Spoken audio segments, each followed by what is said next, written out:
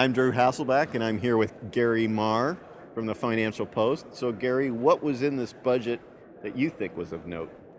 Well, I mean, one of the obviously interesting thing is this tax-free savings account, or the TFSA. I don't know, we're an acronym hell here. We've got so many acronyms and not enough money to put all the cash into these accounts. But we get to put another $5,000 a year into this savings account, and it'll be sheltered against all the income in there. It will be sheltered, which is a good thing. But I guess what's interesting is it going to change how much we put into our RRSPs in the future?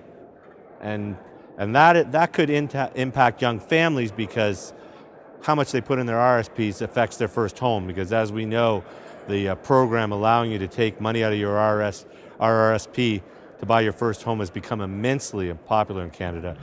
Yeah, well, just take that apart for a sec, because I think a lot of people today are trying to figure out, okay, we have this tax-free savings account, I've got my RRSP, there's also these RESPs. How do I know which one's right for me? Should I be putting money in all of them? Should I be focusing my money on one program or the other program? How does it all work? Well, I think you should win the lottery first, because you're going to need a lot of money. But for the first thing is your RSP, because essentially, you know, you get that money right up front, because you're lowering your taxable income When you set it up, and it is a good vehicle for buying your first home, because between you and your spouse, you can take out $40,000, pay it back slowly over the next 15 years, and buy that house. But you still need money for your RESP, which is, you know, you want to contribute up to $4,000 a year if you have 2 kids, because you can get $800 in grant money from the federal government, 20% return. And then there's the new account.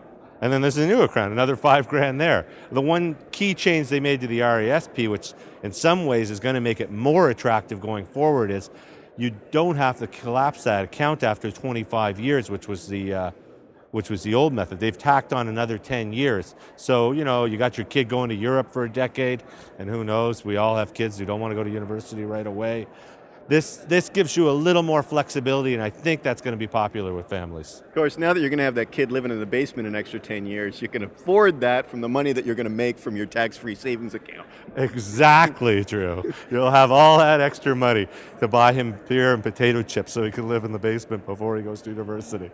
That's the budget according to Garry Marr. Beer and potato chip money for your kids.